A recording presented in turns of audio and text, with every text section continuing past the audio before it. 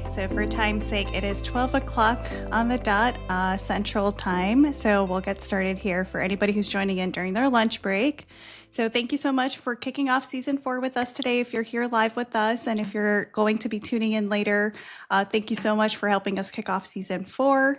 Season 4 is proudly sponsored by Hartmobility with their new product, SafetyGrip. And so today I'm speaking with Kerry Flickner. Kerry Flickner is a seasoned business development strategist with over 30 years of manufacturing experience, specializing in turning innovative concepts into impactful, market-ready products that elevate daily living. As vice president at Hartmobility, he is spearheading the launch of SafetyGrip, the first grab bar specifically designed for the 60 million Americans whose grip strength is compromised by conditions such as aging, neuropathy, arthritis, Parkinson's, or post-rehab weakness. Co-developed with the KITE Rehab Institute, the KITE Rehab Research Institute, SafetyGrip's innovation replaces the antiquated 1960s era smooth bar design with a deep groove, tactile surface that delivers greater capacity for an individual to hold and maintain their grip, providing secure traction even in wet bathrooms, restoring users' confidence, safety, and dignity while blending seamlessly with modern interiors. Known for his systems thinking approach and user-centered priorities, Kerry is dedicated to launching products that enable people to flourish in their activities of daily living. As an occupational therapist, Kerry, I'm so grateful to have you on the show this season.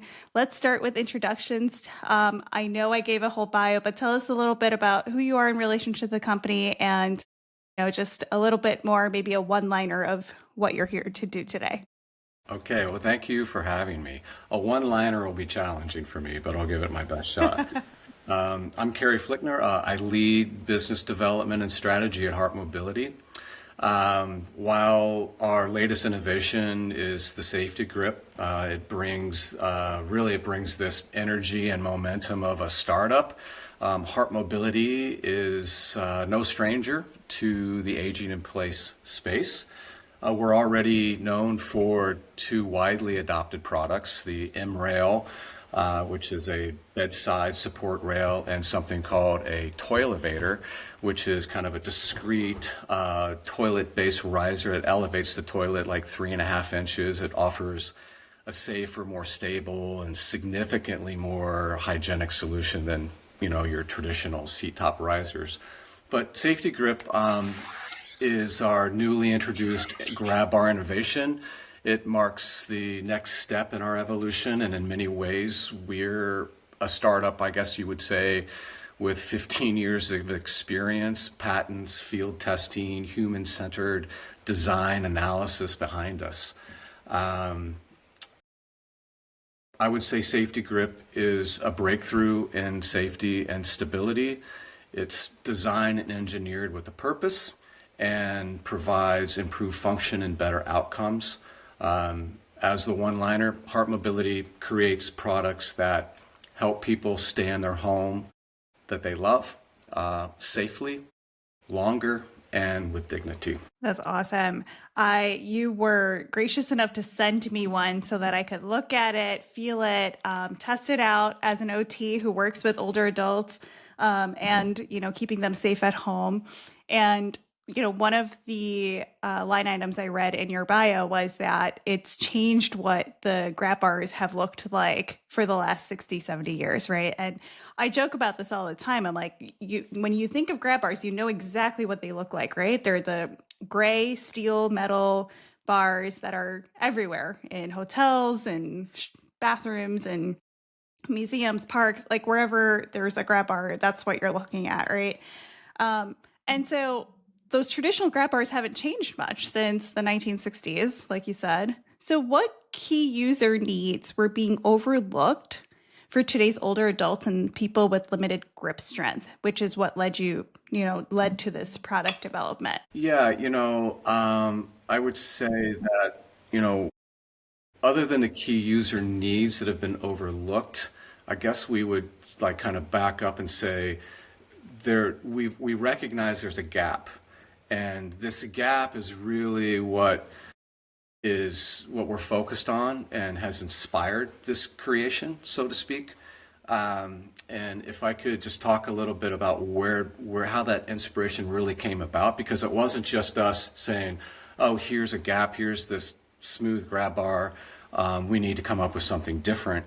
There was an evolution, a very, very important evolution that took place that got us to where we are. And I'll just take a minute to kind of give you some of that background, if I could. Yeah. So this inspiration, it actually came from a very personal place with the company, and that's our founder, Andy Hart. Andy Hart is a very successful entrepreneur, engineer, inventor, and he was at the time was supporting his son Julian, who was in a severe car accident, and that resulted in a spinal cord injury requiring Julian to have 24/7 care. During that journey, Andy noticed something frustrating, but all too common, that traditional grab bars are really hard to hold on to.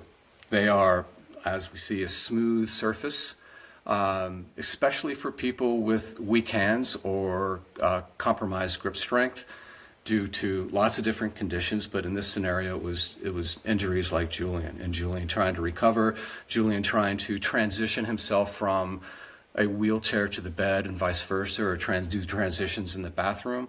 A smooth grab bar for his condition was not sufficient for him. He's a big guy. He was sliding off of this. Compromised grip strength, as we know, also occurs with aging or other conditions like Parkinson's.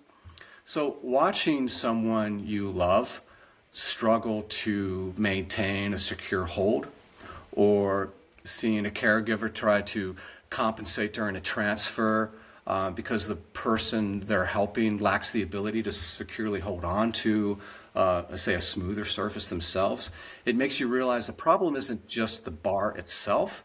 It's this outdated design that fails to meet or to consider those needs or conditions.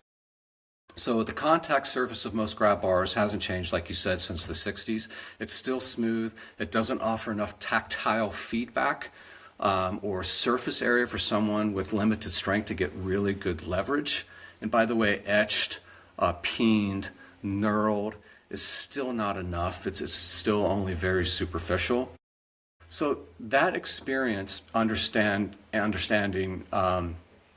sparked this idea for SafetyGrip. And so what Andy did, he set out to really reimagine the grab bar from a user interface, from a user point of view. And that's where he teamed up with Dr. Jeff Fernie at KITE Research Institute, which, as you mentioned, it's the research arm of the Toronto Rehabilitation Institute, world renowned. It's a Canadian institute. Together, they developed our innovative new grip surface. It's deeply textured. It's easy to hold, it's easy to grip, and it's designed specifically for weak grip capacity. And I'll use this term and flip-flop it around a lot of different ways, but it's about the capacity for someone to not grab, but to maintain a grip. And when someone can hold on to, with confidence, let's say that, everything changes. It improves safety, yes, but it also lightens the load on caregivers. It improves therapeutic outcomes, and mostly it restores a sense of independence and dignity for the user. So that's really what Hartmobility is about here. We're here to challenge these old assumptions. I'm here to disrupt this status quo, to start a new narrative, to create a new story that focuses on design for real people, real conditions, and real situations. I love that. I have encountered numerous situations where someone holds onto a grab bar, but they're slipping, right? Because their skin is not as grippy anymore because of the surface texture of their skin. Or I've had individuals where they have sensory deficits, whether from a nerve injury or from a stroke, whatever it may be, where they also can't always understand how tightly they need to hold onto that bar to maintain the grip, right? So what you just said is maintaining the grip after they've already made it, right? The other part with those straight, solid ones is you have to hold on pretty tight for the entire duration of your use, because otherwise it'll slip or your hand will fall off. Whereas what I've noticed with this one is I can have a very loose grip on it and my hand still doesn't move, right? Exactly. And Yeah. so I think I can see where this could benefit so many people. And I know you mentioned you collaborated with the KITE Rehab Research Institute. How did working with the clinicians and the engineers there influence the final design? And then also similar to that, can you describe why the deep groove tactile surface, or why the texture rather than what you were saying, like a peened or an etched finish, makes such a difference in real world hand traction and use? Yeah. Let's see. Working with Kite. So this goes back. We've had this design for a long time. It's been on the shelf for a long time, and it's just now coming to market. It's been patented. So I can comment on working with Kite from 30,000 feet. That's where Andy Hart could contribute more. But I do know this is that working with Kite and Dr. Jeff Fernie was obviously transformative.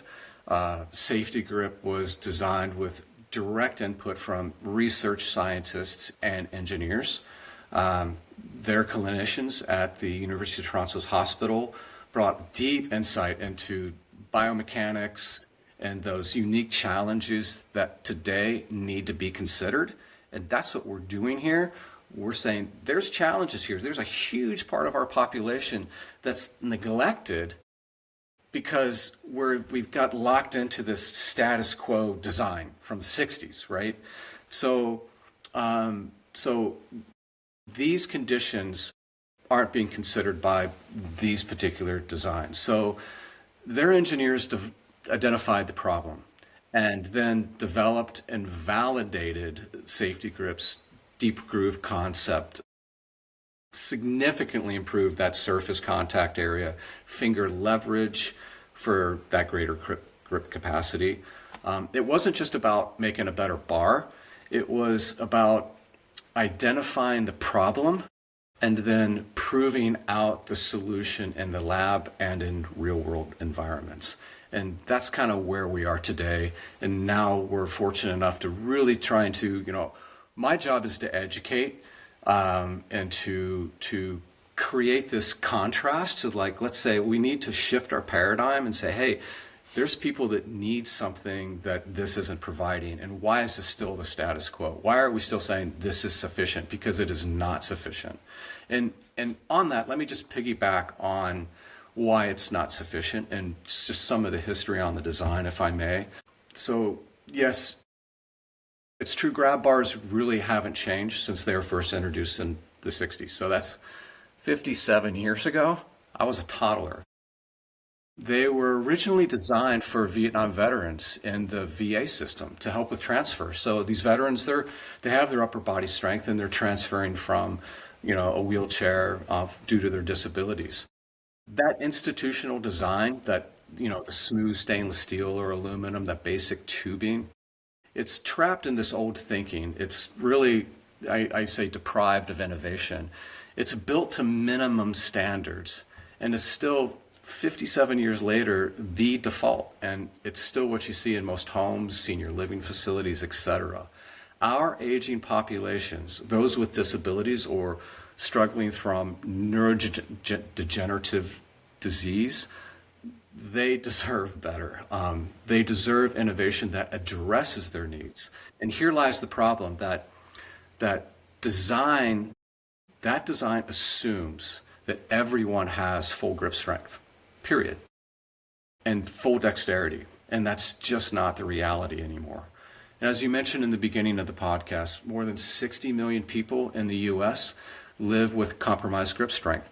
And if we focus specifically on aging adults, we know that grip strength declines naturally with age. In fact, as you know, it's considered a vital sign, right? hand grip strength, HGS, serves as a fundamental metric in assessing muscle function and overall physical capability, and is specifically relevant to the aging population. Yeah. Then let's add on top of that, compounding, let's add on top of that conditions like arthritis, neuropathy, Parkinson's, post-rehab surgery, injury recovery, strong side stroke. It becomes even harder for someone to maintain a secure grip. So we need to move beyond just grabbing something. We need to provide them something else. And let me use this as a anecdotal story, and I'll use my father. And if he's watching this, I don't think he'll mind. He's 87 years old. He's on a walker. He's living at home by himself with his two dogs. He's the quintessential kind of model for this. He's already fallen once, so he's a fall risk. He dislocated his shoulder when he fell, and that has affected his strong side grip, right? He has neuropathy, and he has arthritis, and his ring finger and his pinky finger are basically useless. So he has 3 fingers. So both his physical condition and his situation in terms of how he's moving around the house, his fear of falling, is profound. And when you think of somebody who has a fear of falling, a fear of getting up just to use the bathroom, and just something I'll add into that, he may be considered incontinent, right? Because he needs to use the bathroom, but he's afraid to get up to use the bathroom because he's afraid of falling. And he probably may not really be incontinent, but he just waits too long to a point where he is. And so his health and well-being is impacted by his fear of falling. And when we can provide something that provides more security, more dexterity in his conditions that he has, then we are changing somebody's life. When a person can't properly maintain a secure hold on a grab bar, it's not just about safety, it affects that confidence, that independence, and that dignity. So what's really been overlooked here is how real hands with real limitations interact with these products. Yeah, that's a great analogy. I think that we see a lot too, especially in acute care hospitals, where I did a lot of my fall prevention work and fall, protocols and things like that, where you're not sure if somebody. You generally know when somebody's a fall risk. In the hospital, everyone's a fall risk, but those higher fall risk patients get an additional flag in the chart, right?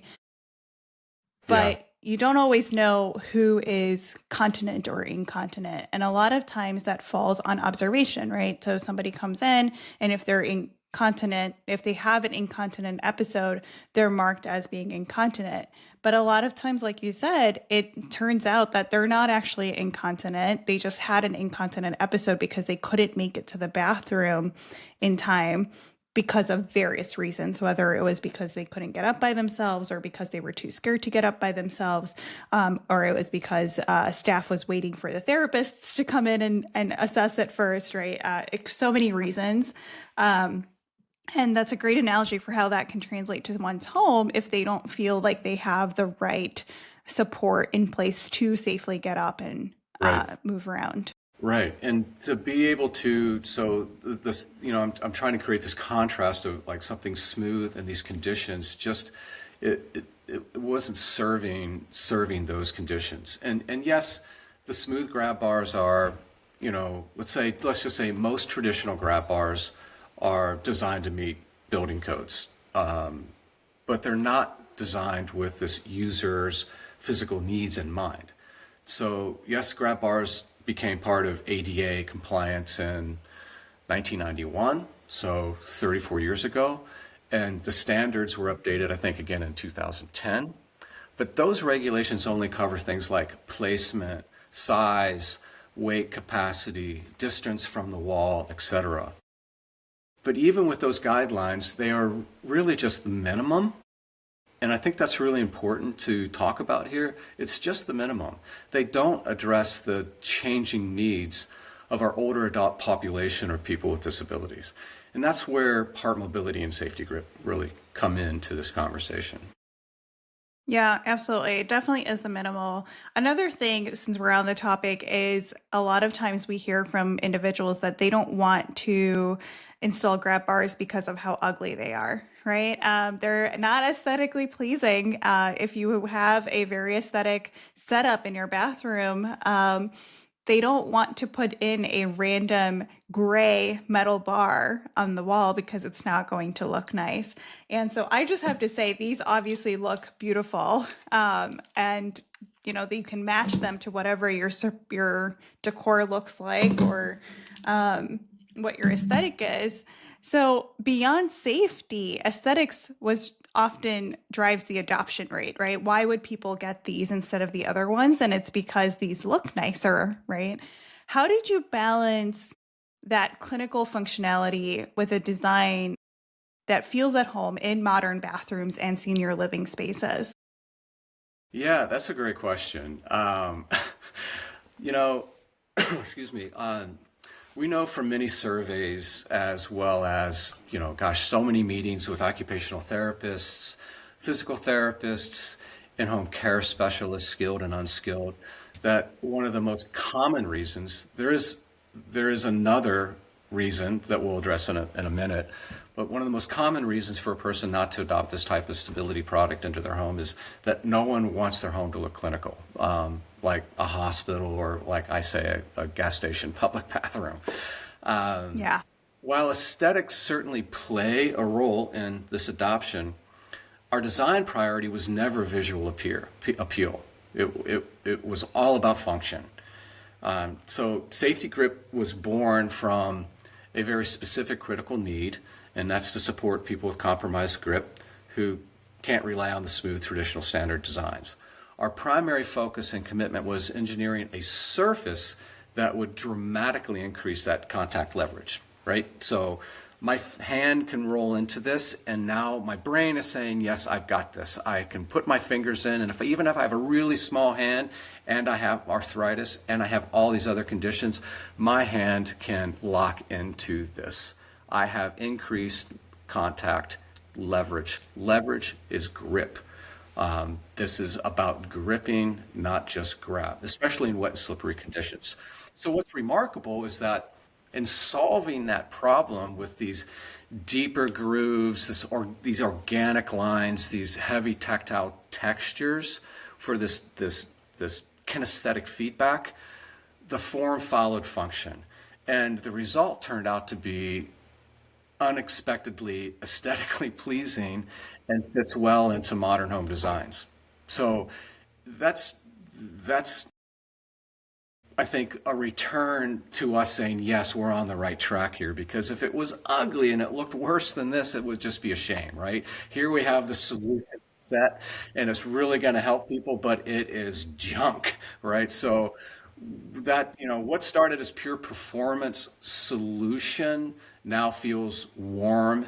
It feels intentional. It's complementing modern bathrooms and care environments without that cold clinical feel. In other words, we didn't set out to make it look good. We set out to make it work, and it ended up doing both. So we're seeing already adoption just based on that particular roadblock. Another roadblock we'll talk about in a minute, but that is a big one, is these aesthetics. So we're very fortunate and very grateful that, wow, this actually looks good. And I'll show you something. So we have black and white, right? And the reason we do black and white is for contrast. So when people may have visual issues, as you know in your practice, they have visual issues. This provides that contrast. I can see it. I can find it. And we do it in matte finishes. So we have control over that. So matte black and matte white. We also have a shiny, which is a little more elegant. So this is a grab bar. This is 1 inch in diameter. So it really fits small hands. And especially if there's, arthritis, it really really allows all people to hold on to this. And then this is a sample of our stability pole. We do stability poles, not just grab bars. And this is 1.5 inches, and this is what the stability pole looks like.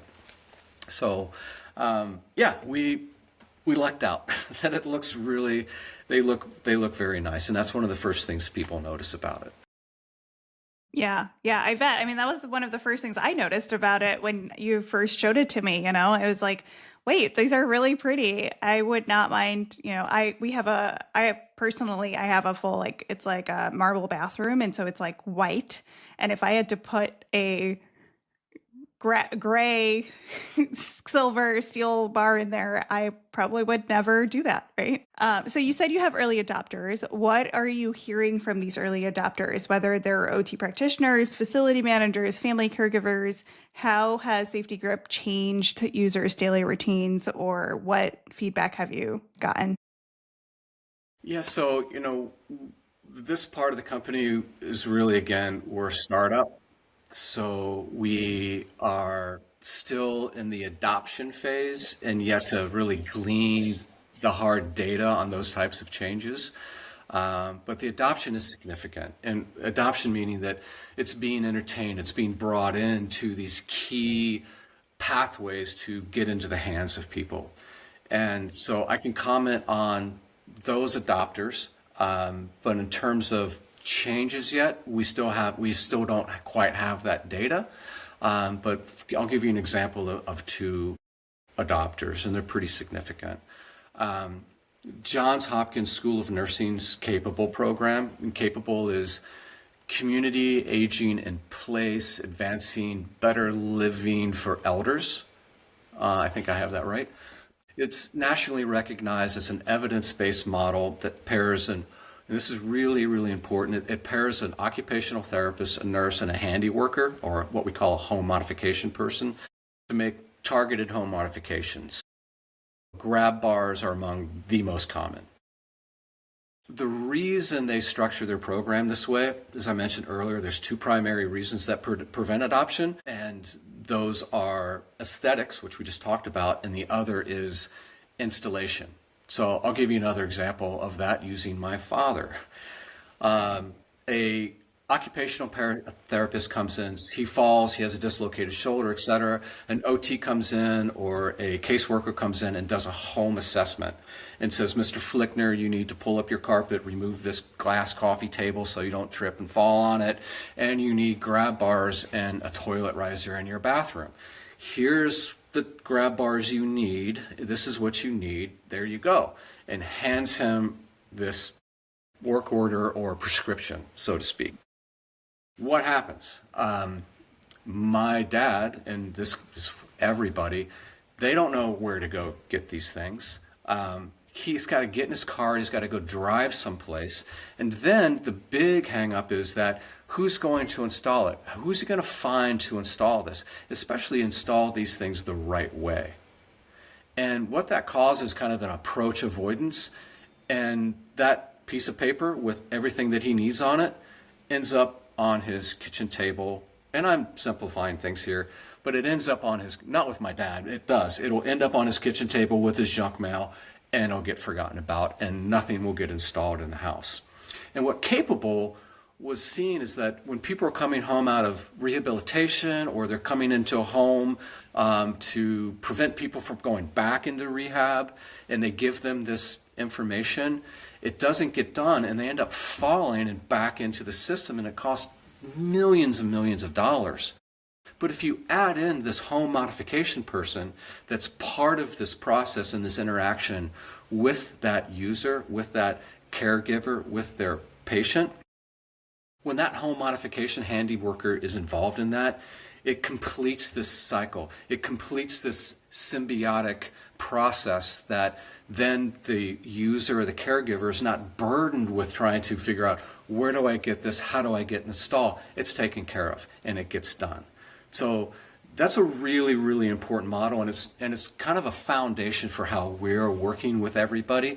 We're working with home modification people. We're working with the OTs and PTs. We're working with the caregivers. We're working with the in-home care service folks.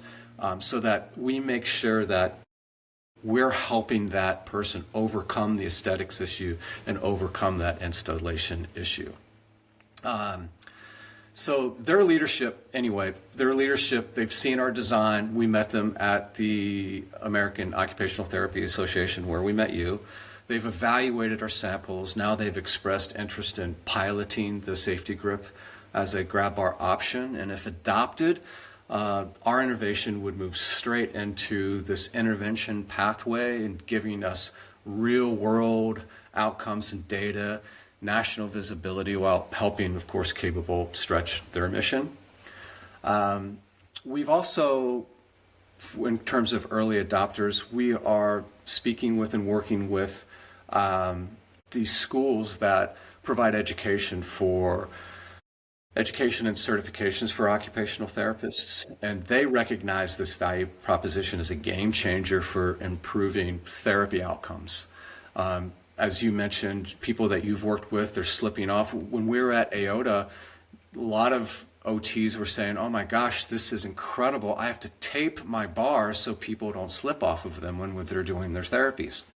So these educational institutions, they seek the latest innovations, and we're currently preparing to provide several of our products to them for their ADL, their activities of daily living classrooms, that will be used for this next generation of therapists. This is really about posterity and that particular sector of educating this next generation.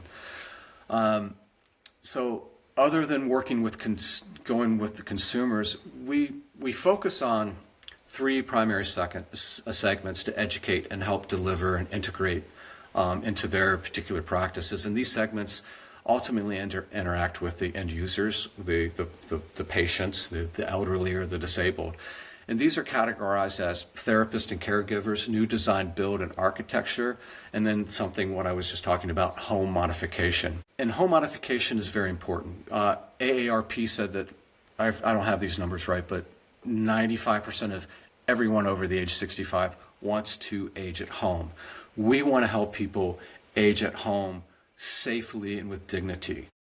And the fastest growing market segment in home remodeling industry is home modifications for aging in place. The top 3 modifications that are done are grab bars, raising the toilet, and thresholdless showers. Hartmobility provides 2 of the most innovative products of those 3, our SafetyGrip and our Toilevator. And a leader in home modification for AIP, or aging in place, is a group called True Blue Home Allies, and they're dedicated to, their whole business is oriented around senior home modifications and maintenance. It's a nationwide network. They have 100 offices. It markets itself as one call does it all, really partnering with the age in place population. And we can, I highly recommend people who are looking to do this. They're all over the country. We have a great relationship with them. They're truly a trustworthy group. Otherwise, we wouldn't be partnered with them. But it's trueblueally.com. So it's TRUBLUE, the color blue, ally, ALLY, trueblueally.com. I highly recommend looking them up. Anyway, they're a new partner of ours, and they're beginning to integrate SafetyGrip into their Senior Safe at Home package.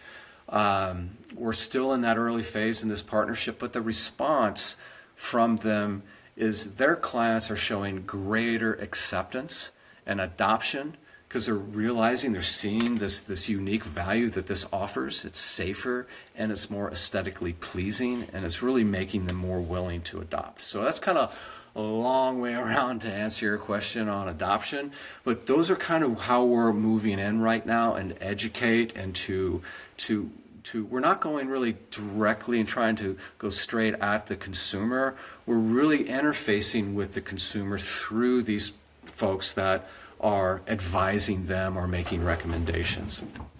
But both of I these, love that you're partnering with the schools on this, because that is where it starts. yes. Really, both of these examples really are accelerating our mission to keep older or disabled individuals safe and confident, and most importantly, at home with dignity. I'm going to keep repeating that, but that is our goal. That is our ethos. Yeah. Yeah, I know you mentioned that because it's still an early adoption phase, the statistics or metrics are still kind of, coming in. There's not a whole lot of analysis that has been done yet. But in the collection phase, have you collected any data or case studies on falls, increased confidence, or anything like that since the installations began? Or have there been any results that have been shared with you that stand out to you? That's a good question. Again, early adoption phase. However, to tighten the link between design and outcome, we are launching an early stage study that will measure. In this study, we're in early stages of this with KITE Institute. So when this design and research was done for the actual design, the next phase of that research and development was going to be quantifying that delta between, say, what happens with my hand on the smooth bar under wet, slippery conditions with arthritis and neuropathy and aging, compared to this. But unfortunately, there's changes in leadership, et cetera, and that study didn't take place. So we're launching this early stage study. We're collaborating with them again, with KITE Institute, and that will measure how much SafetyGrip improves usable grip force under wet, soapy conditions compared to the smooth. The trial will enroll 60 plus participants, clinically classified as weak grip strength, and that's going to include people living with arthritis or age-related decline. Results will give us some hard numbers to pair with fall and confidence data already coming in. So bottom line, every data point, fewer falls, lower fear scores, reducing caregiver strain, tracks back into one simple insight. When a grab bar is designed to address compromising conditions and is aesthetically pleasing, people will actually use it, and safety then becomes habit rather than hope. Yeah, absolutely. You've touched a lot on, the ethos of the company and the brand, and that's to keep seniors, older adults safe at home and independent with dignity, right? Where do you see grab bar technology and more broadly, maybe just universally designed bathroom fixtures heading in the next 5 years? We currently have the latest bar technology, and that's dedicated to physical needs for the foreseeable future. We're way out in front here. I can't really comment on bathroom fixtures per se, so we'll just stay on the grab bar. There may be bars that will integrate sensors, AI, iPhone apps, lights, etc. We actually have a glow-in-the-dark capability with ours. We produced way back, and so we can do that. It's not very aesthetically pleasing when it's not dark, but we can do that. But these new technology-based bars are going to be expensive. So, I think, when especially if we're looking at universal design principles, which I think is very, very important.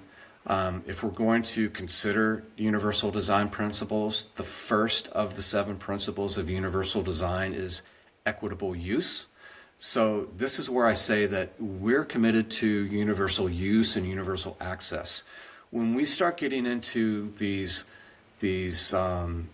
really high-tech bar technologies, then they're not going to be reachable by most of the population. They won't be able to afford it. So technology is expensive, but we're committed to creating these innovative products, but they need to be affordable and accessible for everyone, and that is by definition a universal design. So That's really, it'll be interesting to see what happens. I know I've seen a lot of different technologies out there, some amazing technologies for helping people in their homes or in facilities. But for the common person that's really just trying to move through their bathroom from one place to another safely, or move through their home, or get out of their chair, or get out of their bed and get to their bathroom, this is, I think we really have the corner on what is missing and what the solution is at this stage. Yeah. I I'm curious on the glow in the dark, how that looks. Yeah, I mean, it's like anything you've seen glow in the dark, when the light Yeah. shines, then lights turn off and it's there. It's kind of green.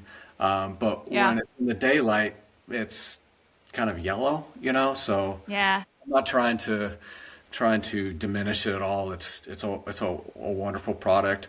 We, as we're we're our in our bloodstream with this company. We are altruistic. We are trying to help people, and that comes from Andy Hart, our founder.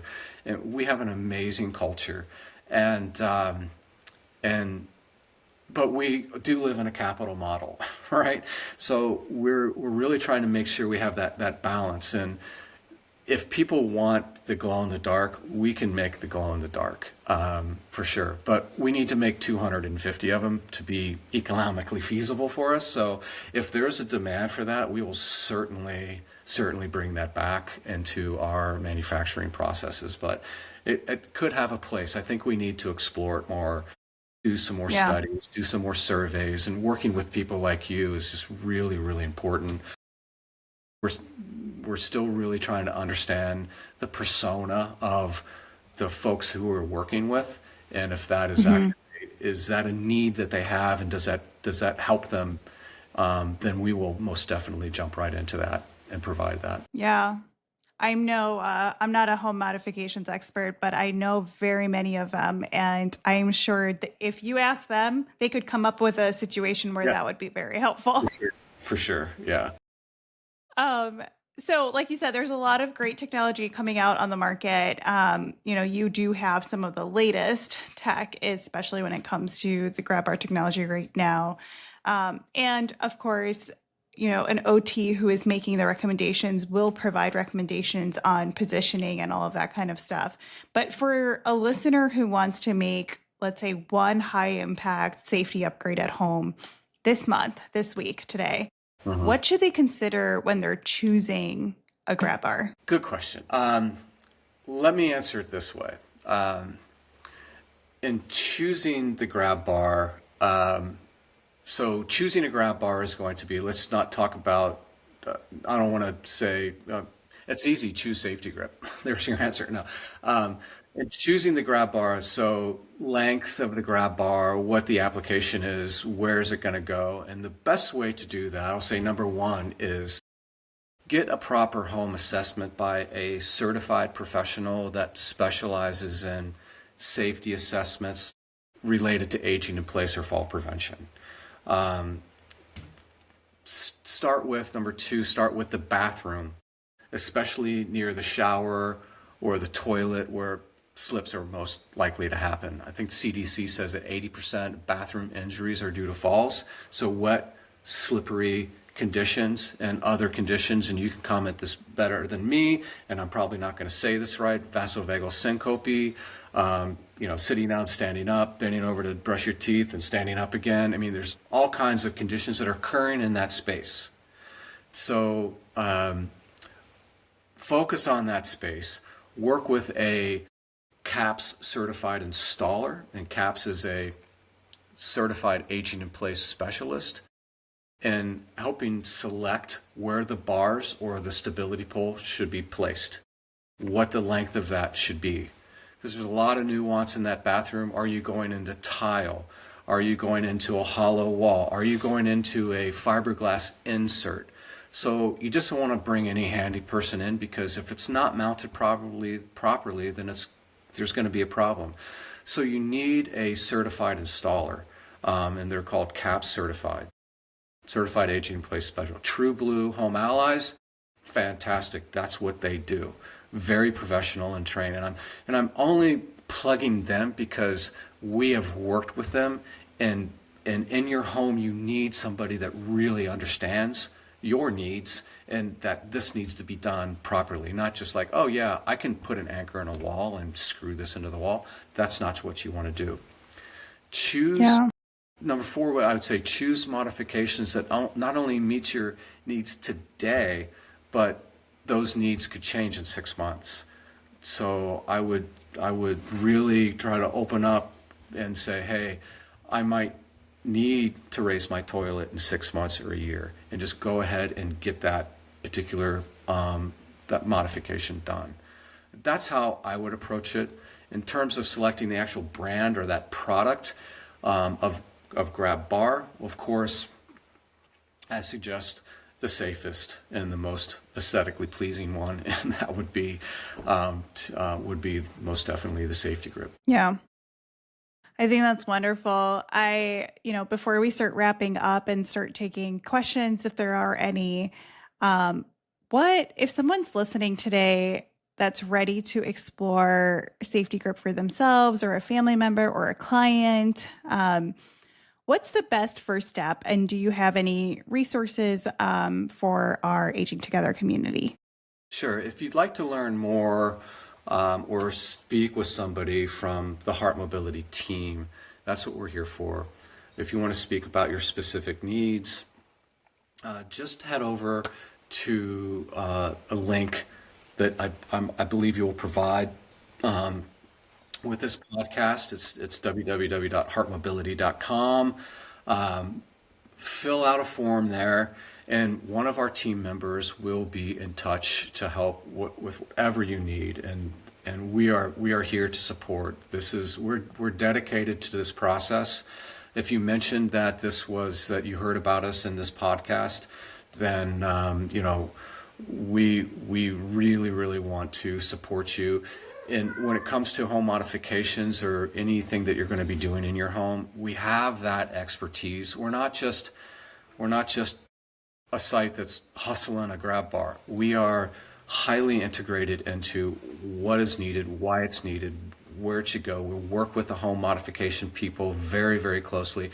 And if it's not True Blue and there isn't a True Blue Home Ally in your area, we have other relationships with other installers. And so we can really help guide and support you through this process. And that's the kind of company that we are. That's awesome. Thanks, Kerry. I think we can start taking some questions or comments, but you just made a good point about installers. And I guess I want to start with one of my own first questions is, can any contractor install these, or do they have to be someone who's trained? Like, is there any sort of requirements when it comes to, like, can I just order this on your website and just install it?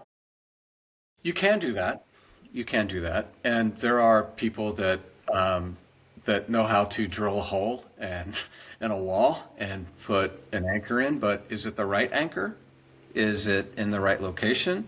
So yes, there are people that can just do this, but there's some nuance to that. And that's why I recommend a certified installer, because they understand those nuances. They've been trained in grab bar, specifically grab bar installation, and all of those variables that are involved in that.